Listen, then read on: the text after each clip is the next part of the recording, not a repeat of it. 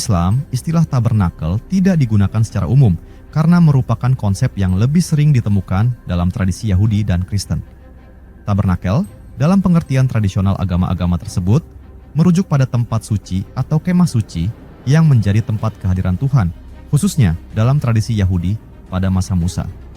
Dalam Islam, konsep yang serupa mungkin dapat dikaitkan dengan Baitullah, rumah Allah Subhanahu wa Ta'ala, yang merujuk pada Ka'bah di Mekah, yang dianggap sebagai rumah ibadah pertama yang dibangun untuk menyembah Allah Subhanahu wa Ta'ala.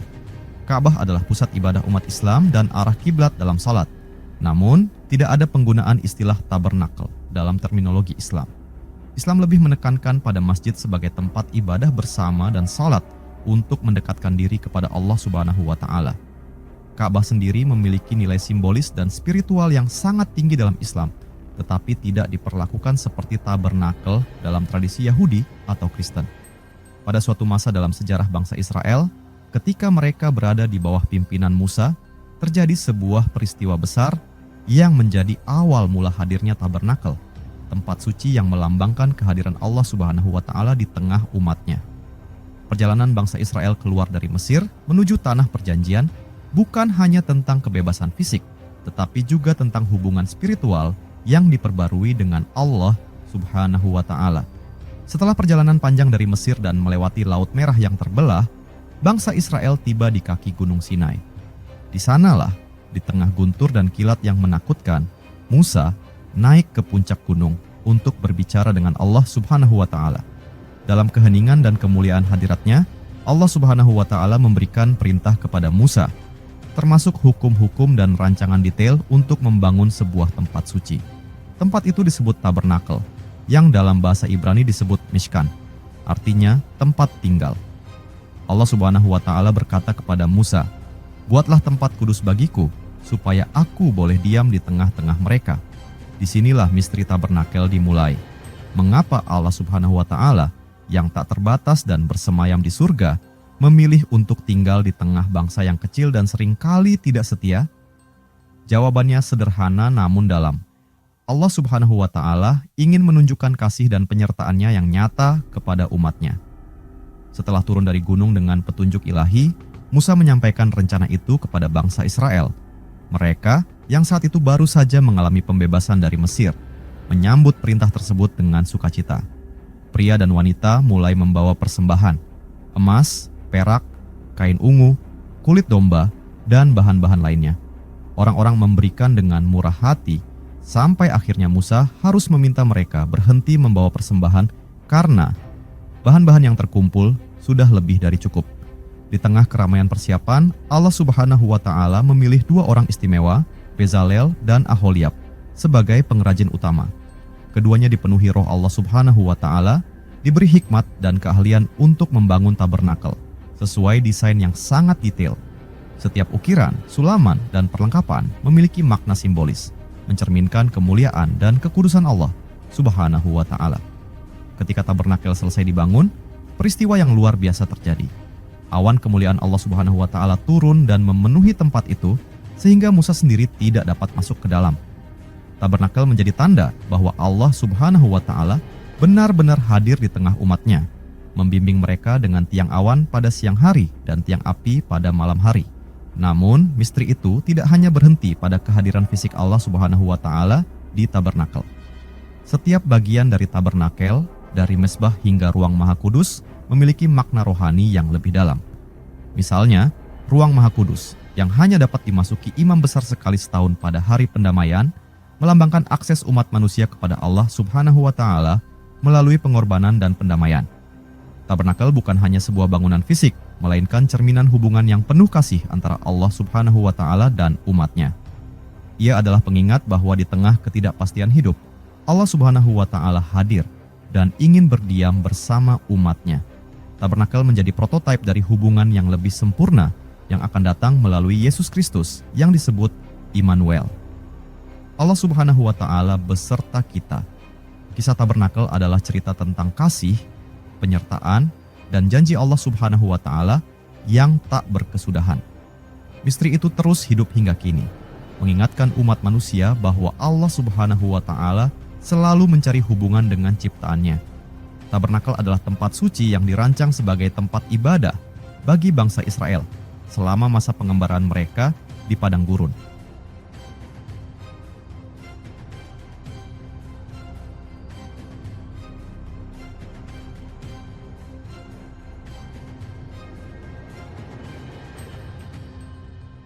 Tabernakel memiliki kaitan erat dengan tokoh-tokoh dan peristiwa penting dalam Alkitab, terutama dalam Perjanjian Lama. Berikut adalah tokoh dan peristiwa yang berkaitan dengan tabernakel. Tokoh pertama, Musa. Di tengah keheningan padang gurun, di mana pasir dan angin menjadi saksi perjalanan bangsa Israel, berdirilah Musa, seorang pemimpin yang dipilih Allah Subhanahu wa Ta'ala. Tidak ada yang meragukan bahwa Musa adalah pribadi istimewa.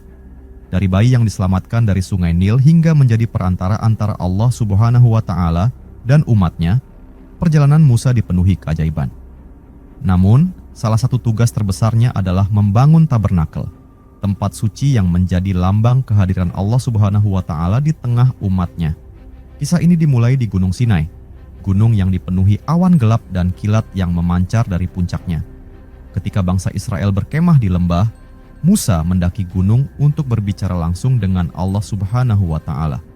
Dalam percakapan itu, Allah Subhanahu wa Ta'ala memberikan hukum-hukum, tetapi juga sesuatu yang lebih besar, rancangan tabernakel, tempat tinggalnya di bumi. Musa, kata Allah Subhanahu wa Ta'ala, buatlah sebuah tempat kudus bagiku, supaya aku dapat tinggal di tengah-tengah mereka. Setiap detail diberikan dengan cermat. Ukuran, bahan, warna, bahkan desain ukiran dan pola kainnya. Musa mendengarkan dengan penuh perhatian, menyadari pentingnya misi ini. Tabernakel bukan sekadar bangunan, ini adalah simbol hubungan yang tak terputus antara Allah Subhanahu wa Ta'ala dan umatnya. Ketika Musa turun dari gunung, wajahnya bersinar dengan kemuliaan Allah Subhanahu wa Ta'ala. Dia mengumpulkan bangsa Israel dan menyampaikan perintah untuk membangun tabernakel. Suara Musa tegas namun penuh kasih mengajak umat memberikan persembahan dari hati. Dan mereka merespons dengan penuh semangat. Emas, perak, kain ungu, dan bahan-bahan terbaik dikumpulkan. Musa tidak hanya seorang nabi dan pemimpin, tetapi juga pengatur yang teliti. Dia memastikan bahwa semua instruksi Allah Subhanahu wa Ta'ala diikuti dengan tepat. Di bawah bimbingannya, Bezalel dan Aholiab, pengrajin yang dipenuhi hikmat ilahi, mulai bekerja. Musa, meskipun tidak langsung membuat apapun dengan tangannya, mengawasi setiap detail, memastikan bahwa pekerjaan ini adalah persembahan terbaik bagi Allah Subhanahu wa Ta'ala. Setelah bulan-bulan kerja keras, tabernakel akhirnya selesai. Dalam prosesi khusyuk, Musa memimpin bangsa Israel untuk mempersembahkan tabernakel kepada Allah Subhanahu wa Ta'ala.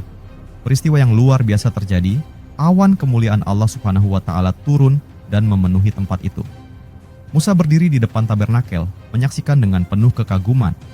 Ini adalah bukti bahwa Allah Subhanahu wa Ta'ala menyertai umatnya. Namun, kehadiran Allah Subhanahu wa Ta'ala di tabernakel juga membawa tanggung jawab besar bagi Musa. Sebagai perantara, Musa sering masuk ke tabernakel untuk berbicara langsung dengan Allah Subhanahu wa Ta'ala. Di dalam ruang kudus, di hadapan tabut perjanjian, Musa menerima arahan dan hukum baru untuk membimbing bangsa Israel. Hubungan ini begitu intim sehingga Alkitab mencatat bahwa Allah Subhanahu wa Ta'ala berbicara dengan Musa muka dengan muka, seperti seorang berbicara kepada temannya. Tabernakel menjadi pusat kehidupan bangsa Israel di padang gurun, dan Musa memainkan peran vital dalam menghubungkan mereka dengan Allah Subhanahu wa Ta'ala. Disinilah misteri hubungan Musa dengan Allah Subhanahu wa Ta'ala terungkap sepenuhnya.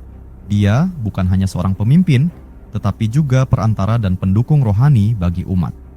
Tabernakel menjadi simbol kehadiran Allah Subhanahu wa Ta'ala, tetapi Musa adalah wujud nyata dari kasih dan pengorbanan pemimpin sejati.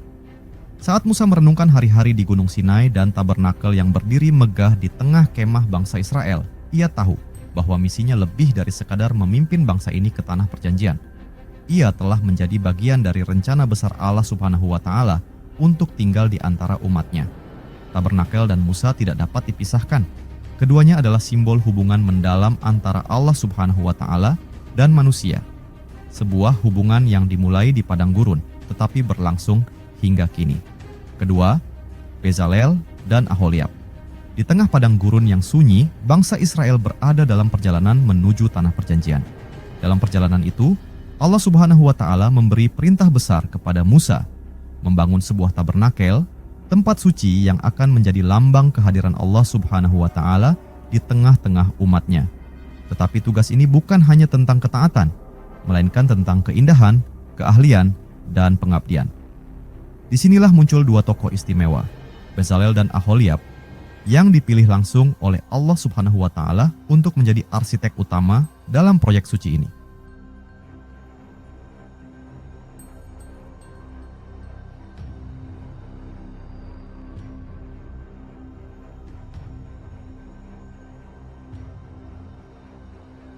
Saat Musa menerima instruksi rinci tentang tabernakel di Gunung Sinai, Allah Subhanahu wa Ta'ala menyebutkan nama dua orang, Bezalel, putra Uri dari suku Yehuda, dan Aholiab, putra Ahisamach dari suku Dan. Allah Subhanahu wa Ta'ala berkata kepada Musa, "Aku telah memanggil Bezalel dan memenuhi dia dengan roh Allah Subhanahu wa Ta'ala, dengan hikmat, pengertian, dan pengetahuan dalam segala macam pekerjaan." Bezalel bukan hanya seorang pengrajin biasa. Allah Subhanahu wa Ta'ala memberinya kemampuan khusus untuk mengerjakan segala jenis seni, dari ukiran logam hingga pengolahan batu mulia, dari menjahit kain hingga membuat perlengkapan suci. Bersamanya, Aholiab dipilih sebagai pembantunya untuk bekerja bersama-sama menciptakan sebuah karya yang mencerminkan kemuliaan Allah Subhanahu wa Ta'ala. Ketika Musa menyampaikan perintah Allah Subhanahu wa Ta'ala kepada bangsa Israel, Bezalel dan Aholiab segera memimpin pengerjaan tabernakel. Dengan hati yang penuh semangat, bangsa Israel memberikan persembahan berupa emas, perak, kain ungu, dan bahan lainnya. Bezalel dan Aholiab bersama dengan para pengrajin lain yang juga diberkati Allah Subhanahu wa Ta'ala mulai mengubah bahan-bahan itu menjadi sebuah mahakarya. Di bawah arahan Bezalel, tabut perjanjian dibuat dari kayu akasia, dilapisi emas murni, dengan tutup pendamaian yang dihiasi dua kerup. Mezbah korban bakaran, kaki dian emas, dan tirai berwarna-warni yang memisahkan ruang kudus dari ruang maha kudus juga dibuat dengan sempurna. Setiap detail, mulai dari pola ukiran hingga ukuran alat, dibuat sesuai dengan instruksi yang diberikan Allah Subhanahu wa Ta'ala kepada Musa. Aholiab, dengan keahliannya dalam menjahit dan menyulam, memimpin pembuatan pakaian imam besar. Jubah ungu, efod berhias batu mulia, dan tutup kepala dengan ukiran kudus bagi Tuhan, menjadi simbol dari kekudusan pelayanan imam. Bezalel dan Aholiab bekerja dengan keharmonisan yang luar biasa. Mereka bukan hanya pengrajin, tetapi juga pemimpin dan guru. Mereka mengajarkan keterampilan kepada orang-orang yang bersedia membantu, sehingga pekerjaan besar itu dapat selesai dengan cepat. Meskipun memiliki bakat yang luar biasa, keduanya tidak sombong. Mereka bekerja bukan untuk kemuliaan diri, tetapi untuk menghormati Allah Subhanahu wa Ta'ala yang telah memberi mereka keahlian tersebut. Ketika tabernakel selesai, Bezalel dan Aholiab berdiri di antara bangsa Israel, menyaksikan Musa mempersembahkan tempat suci itu kepada Allah Subhanahu wa Ta'ala. Awan kemuliaan Allah Subhanahu wa Ta'ala turun dan memenuhi tabernakel, menandakan bahwa pekerjaan mereka diterima oleh Allah Subhanahu wa Ta'ala. Ini bukan hanya penghargaan bagi Musa sebagai pemimpin, tetapi juga bagi Bezalel dan Aholiab yang telah menggunakan bakat mereka untuk tujuan ilahi. Kisah Bezalel dan Aholiab mengajarkan bahwa Allah Subhanahu wa Ta'ala tidak hanya memanggil nabi atau pemimpin besar, tetapi juga orang-orang yang memiliki bakat biasa untuk melakukan pekerjaan luar biasa. Allah Subhanahu wa Ta'ala menghargai setiap keterampilan yang digunakan untuk kemuliaannya, dan Dia memberikan hikmat kepada mereka yang setia. Tabernakel adalah bukti nyata dari kerja keras mereka, tetapi lebih dari itu, bukti kasih Allah Subhanahu wa Ta'ala yang hadir di tengah umatnya melalui karya tangan mereka. Bezalel dan Aholiab menunjukkan bahwa seni dan keterampilan, bila didedikasikan untuk Allah Subhanahu wa Ta'ala, dapat menjadi bagian penting dari penyembahan yang sejati. Ketiga, Harun. Di tengah padang gurun yang gersang, di mana bangsa Israel hidup dalam pengembaraan, Allah Subhanahu wa Ta'ala merancang cara bagi umatnya untuk mendekat kepadanya. Cara itu adalah tabernakel, tempat suci yang menjadi pusat penyembahan dan simbol kehadiran Allah Subhanahu wa Ta'ala di tengah mereka. Tetapi tabernakel tidak hanya membutuhkan struktur megah, melainkan juga seorang imam besar yang bertugas mempersembahkan korban dan menjadi perantara antara Allah Subhanahu wa Ta'ala dan bangsa Israel. Peran itu dipercayakan kepada Harun, saudara Musa. Ketika Allah Subhanahu wa taala memerintahkan Musa untuk membangun tabernakel, Dia juga menetapkan Harun dan keturunannya sebagai imam yang melayani di dalamnya. Harun dipilih bukan karena keunggulan pribadinya, tetapi karena panggilan khusus Allah Subhanahu wa taala. Engkau harus mengurapi Harun dan menguduskannya, supaya ia dapat melayani aku sebagai imam. Demikian perintah Allah Subhanahu wa taala kepada Musa. Harun yang pernah mendampingi Musa di hadapan Firaun, kini diberikan tanggung jawab baru yang jauh lebih sakral. Sebagai imam besar, dia akan menjadi orang pertama yang masuk ke ruang Maha Kudus, tempat di mana Allah Subhanahu wa taala hadir dalam kemuliaannya di atas tabut perjanjian. Persiapan Harun untuk tugas ini tidak main-main.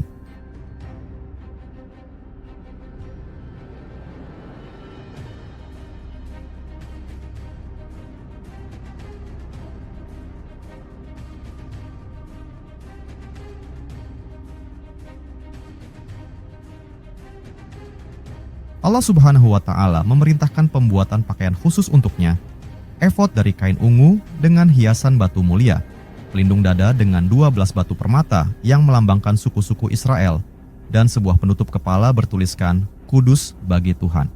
Pakaian ini bukan hanya simbol kemuliaan, tetapi juga pengingat akan tanggung jawab suci Harun di hadapan Allah Subhanahu wa taala. Dalam upacara penabisan yang khidmat, Harun dan anak-anaknya dibawa ke tabernakel. Musa memercikkan darah korban pada Harun, pakaian imamnya, dan anak-anaknya sebagai tanda pengudusan. Dengan penahbisan itu, Harun resmi menjadi imam besar pertama Israel, melayani Allah Subhanahu wa taala di tabernakel dengan hati penuh rasa takut akan Tuhan. Harun menjalankan banyak tugas di tabernakel, tetapi yang paling sakral adalah pada hari pendamaian, Yom Kippur. Pada hari itu, Harun masuk ke ruang Maha Kudus setelah mempersembahkan korban untuk dosanya sendiri dan dosa seluruh bangsa. Dia memercikkan darah korban di atas tutup pendamaian tabut perjanjian, memohon pengampunan dari Allah Subhanahu wa taala bagi umat Israel. Imamat 16. Ketika Harun melangkah ke ruang Maha Kudus, dia membawa dosa-dosa seluruh bangsa di pundaknya. Momen itu penuh keheningan dan kekudusan, karena Harun berhadapan langsung dengan kemuliaan Allah Subhanahu wa taala. Tugas ini menunjukkan peran unik Harun sebagai penghubung antara umat manusia yang berdosa dan Allah Subhanahu wa taala yang kudus. Meski dipilih sebagai imam besar, Harun tidak luput dari kelemahan manusia. Salah satu momen paling gelap dalam hidupnya adalah ketika dia membuat patung anak lembu emas saat Musa berada di Gunung Sinai. Peristiwa ini menunjukkan bahwa meskipun Harun memiliki tanggung jawab besar, dia tetap manusia yang membutuhkan kasih karunia dan pengampunan Allah Subhanahu wa taala. Namun, Allah Subhanahu wa taala tidak mencabut panggilannya. Harun tetap melayani sebagai imam besar, menunjukkan bahwa Allah Subhanahu wa taala setia memulihkan dan menggunakan orang-orang yang bersedia bertobat.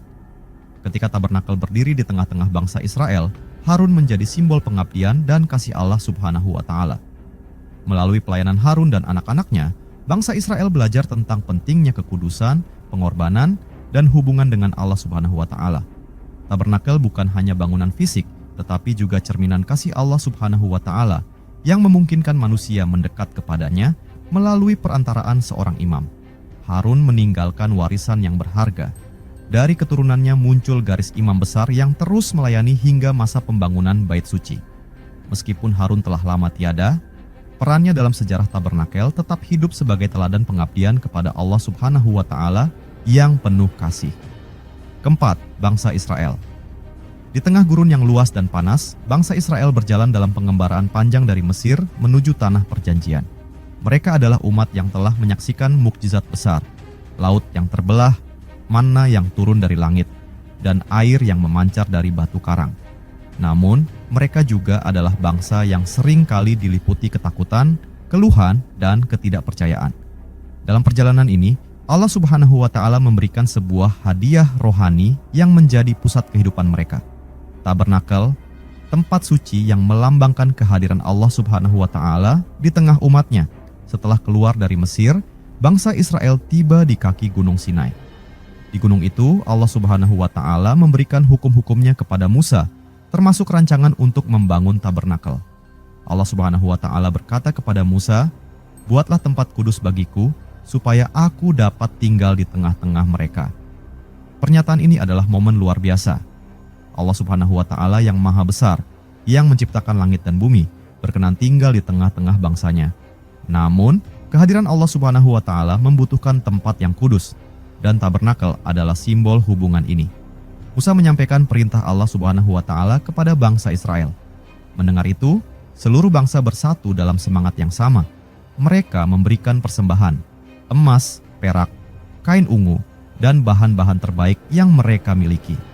Bahkan, persembahan itu begitu melimpah, sehingga Musa harus meminta mereka berhenti membawa sumbangan. Ketika tabernakel selesai dibangun, ia menjadi pusat dari kehidupan bangsa Israel di padang gurun. Tenda itu berdiri megah di tengah perkemahan mereka, dikelilingi oleh tenda-tenda dari 12 suku Israel. Awan kemuliaan Allah Subhanahu wa Ta'ala turun dan memenuhi tabernakel, menandakan bahwa Allah Subhanahu wa Ta'ala hadir di tengah-tengah mereka. Tabernakel bukan hanya tempat ibadah, tetapi juga simbol perlindungan dan bimbingan Allah Subhanahu wa Ta'ala.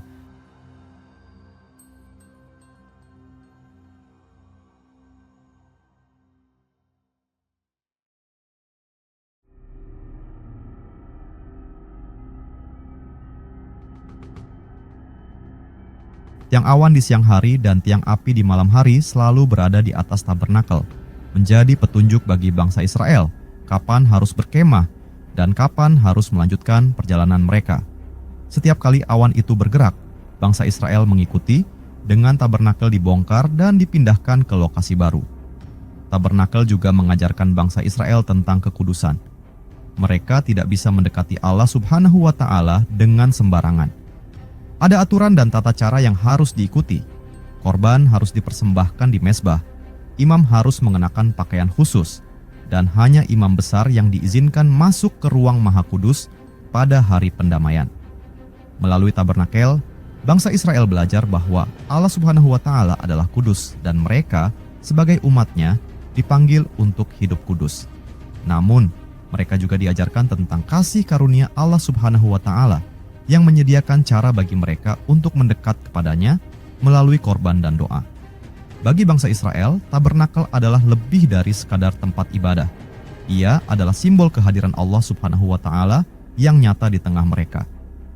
Ketika mereka merasa takut atau ragu, tabernakel mengingatkan mereka bahwa Allah Subhanahu wa Ta'ala tidak meninggalkan mereka. Bahkan di tengah ketidaktaatan mereka, seperti saat mereka menyembah anak lembu emas, tabernakel menjadi tanda bahwa Allah Subhanahu wa Ta'ala tetap setia dan berkenan tinggal di antara mereka. Tabernakel terus menjadi pusat kehidupan spiritual bangsa Israel hingga masa Yosua dan hakim-hakim, sebelum akhirnya digantikan oleh Bait Suci yang dibangun oleh Salomo di Yerusalem. Namun, pelajaran dari tabernakel tetap hidup. Ia mengajarkan bangsa Israel bahwa Allah Subhanahu wa Ta'ala tidak hanya berada jauh di surga, tetapi juga hadir di tengah-tengah mereka, memimpin, melindungi, dan mengasihi mereka. Tabernakel menjadi pengingat abadi bahwa Allah Subhanahu wa Ta'ala ingin berdiam bersama umatnya, bukan hanya di padang gurun, tetapi sepanjang sejarah dan bahkan hingga saat ini. Peristiwa pertama, pembangunan tabernakel.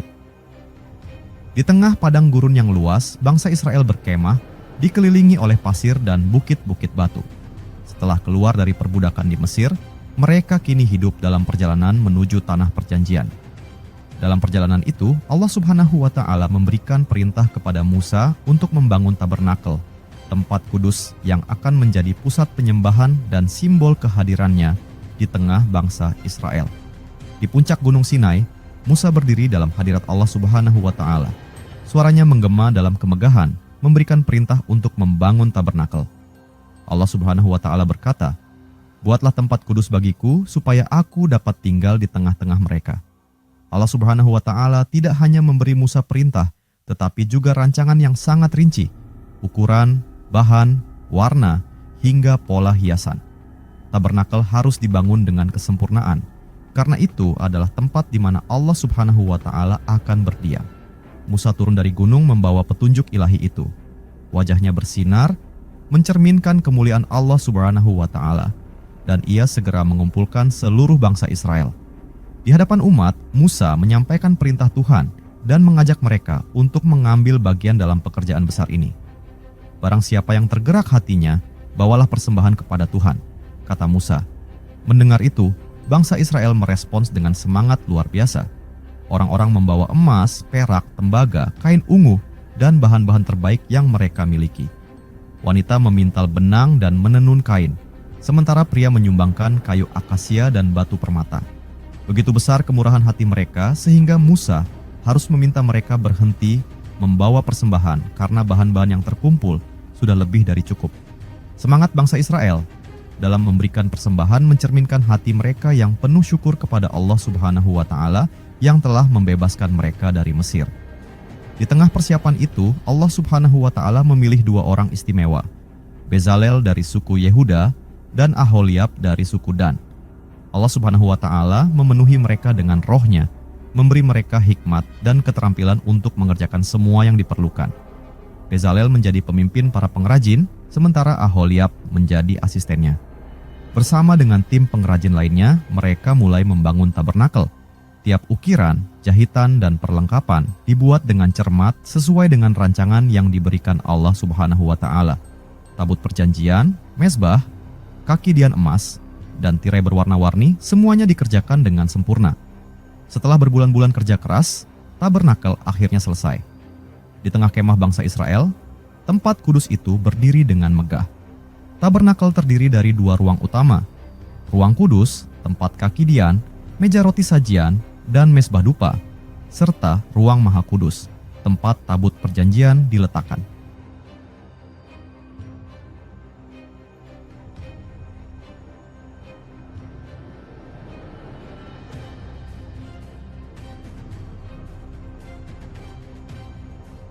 Tirai tebal memisahkan kedua ruang itu, menandakan kekudusan ruang maha kudus yang hanya bisa dimasuki oleh imam besar pada hari pendamaian.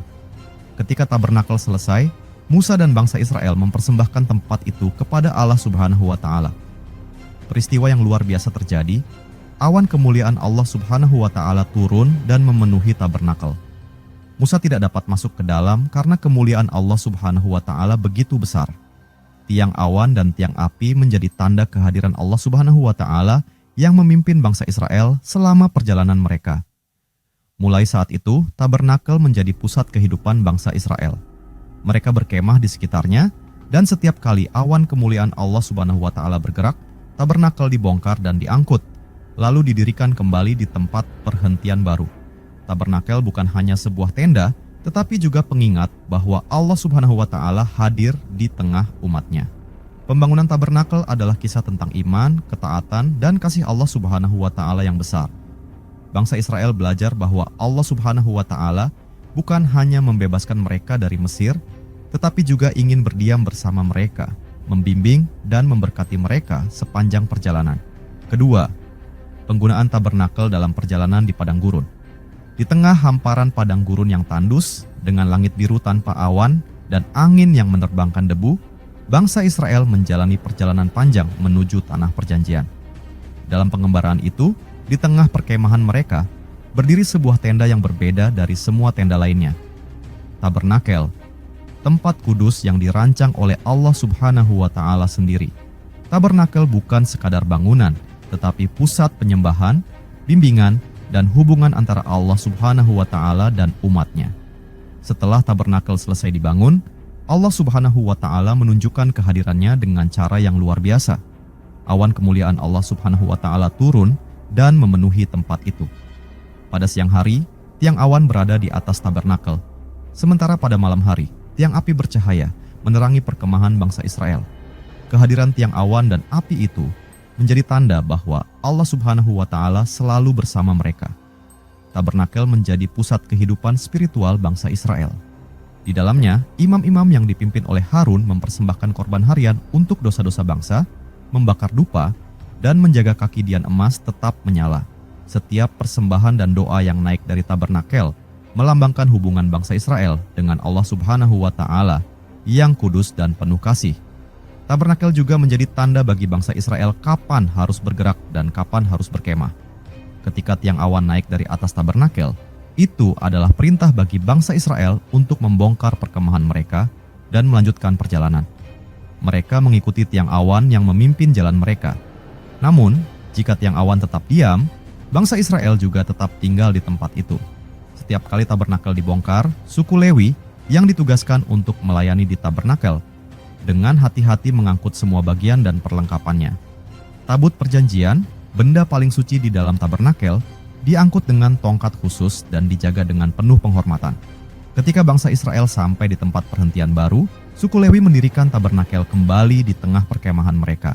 Selain menjadi pusat ibadah, tabernakel juga menjadi tempat di mana bangsa Israel belajar tentang kekudusan dan kasih karunia Allah Subhanahu wa Ta'ala.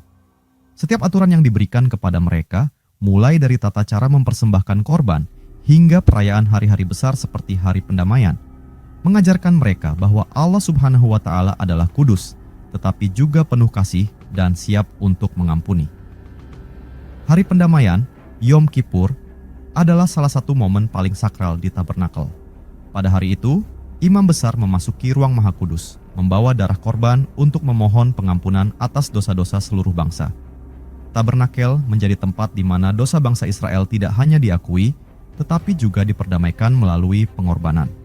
Bagi bangsa Israel, tabernakel bukan hanya tempat ibadah, tetapi juga simbol harapan. Setiap kali mereka melihat tiang awan atau tiang api di atas tabernakel, mereka diingatkan bahwa Allah Subhanahu wa Ta'ala yang memimpin mereka keluar dari Mesir adalah Allah Subhanahu wa Ta'ala yang setia dan berjanji membawa mereka ke tanah perjanjian. Ketika mereka merasa takut menghadapi musuh atau kehilangan arah dalam perjalanan panjang mereka, kehadiran tabernakel mengingatkan mereka bahwa Allah Subhanahu wa Ta'ala tidak pernah meninggalkan mereka. Dia selalu ada di tengah-tengah mereka, memberi bimbingan dan perlindungan. Tabernakel bukan sekadar tenda suci, tetapi jantung kehidupan bangsa Israel selama perjalanan mereka di padang gurun.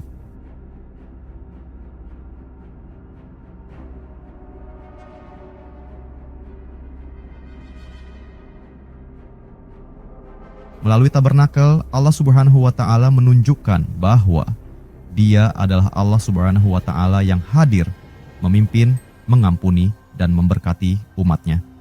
Bagi bangsa Israel, tabernakel adalah pengingat bahwa meskipun mereka berada di tengah padang gurun yang sunyi, Allah Subhanahu wa Ta'ala tetap tinggal bersama mereka, memberikan kekuatan dan harapan di setiap langkah perjalanan mereka.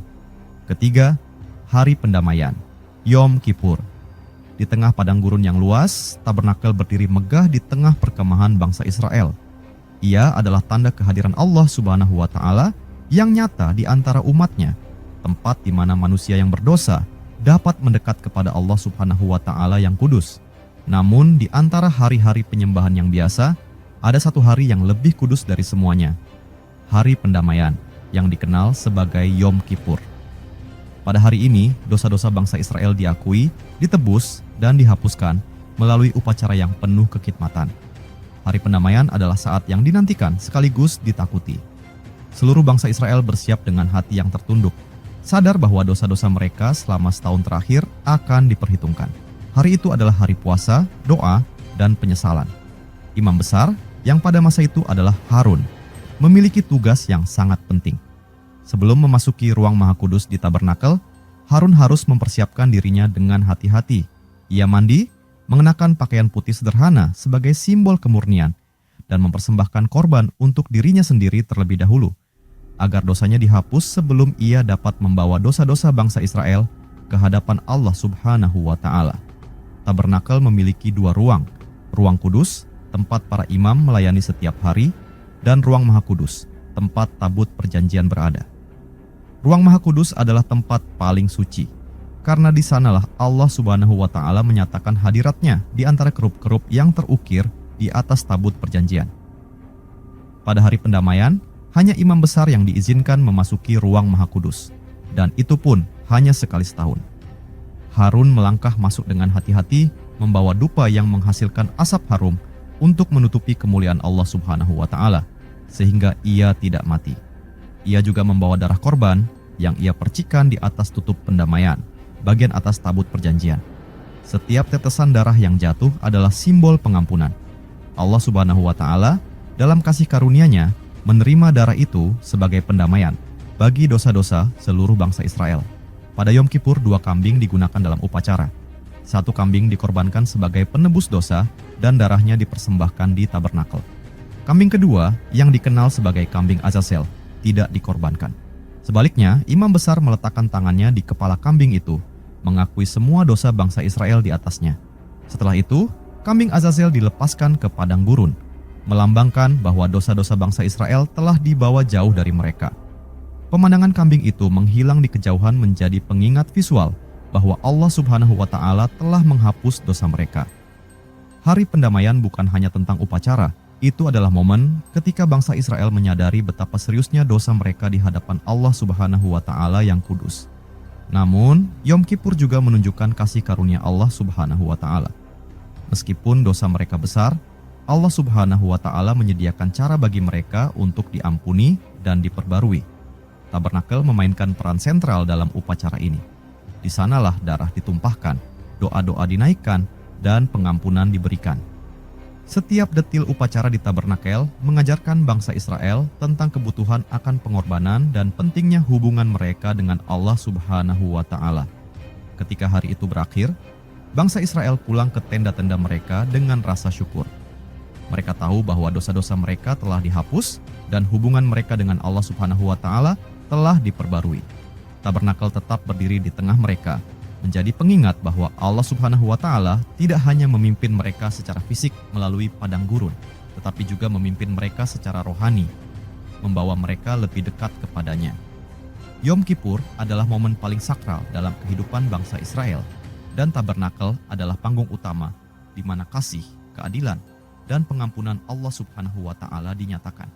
Tabernakel melambangkan hubungan antara Allah Subhanahu wa Ta'ala dan umatnya, menjadi prototipe bagi bait suci yang kemudian dibangun oleh Salomo di Yerusalem.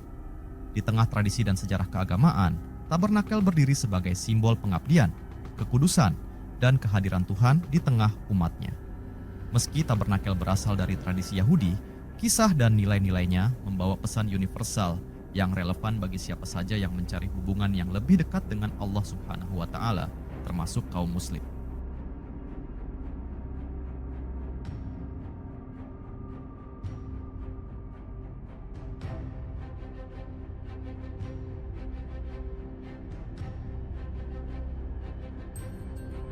Dalam ajaran Islam, terdapat prinsip-prinsip kesalehan dan pengabdian yang dapat diperkaya dengan mengambil pelajaran dari kisah tabernakel.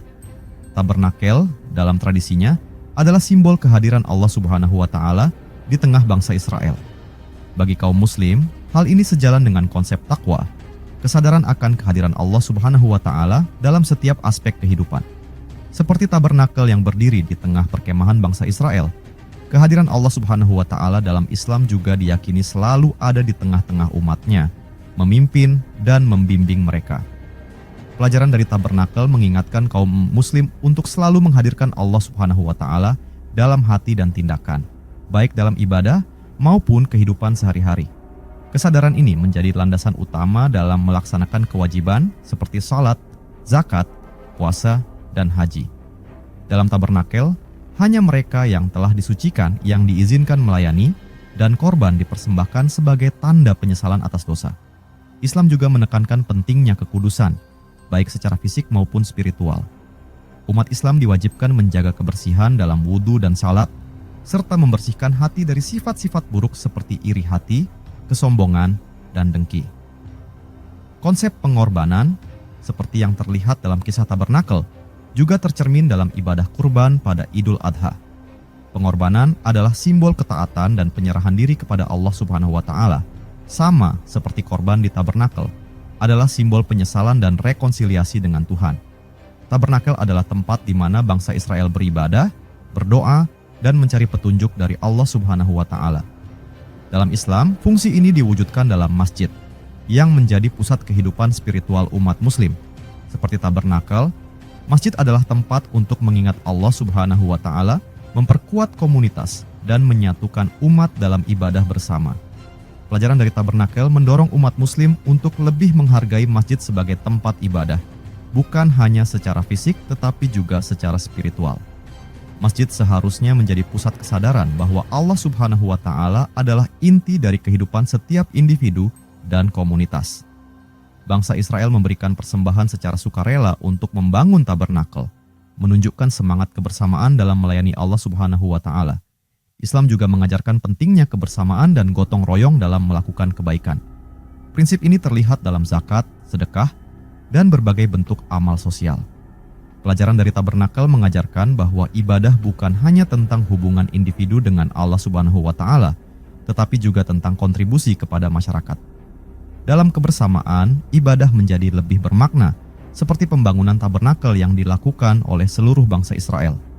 Bagi kaum Muslim, mengambil pelajaran dari tabernakel berarti memahami bagaimana ibadah, kekudusan, dan kehadiran Allah Subhanahu wa Ta'ala dapat diterapkan dalam kehidupan modern. Dunia yang serba cepat seringkali membuat manusia lupa akan nilai-nilai spiritual.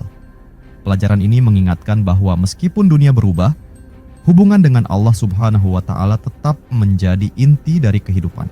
Tabernakel mengajarkan umat Muslim untuk melihat ke dalam diri, memperkuat iman, dan menjadikan Allah Subhanahu wa Ta'ala sebagai pusat dari segala tindakan. Dengan cara ini, setiap langkah menjadi ibadah, setiap tindakan menjadi doa, dan setiap momen menjadi kesempatan untuk mendekatkan diri kepada Allah Subhanahu wa Ta'ala.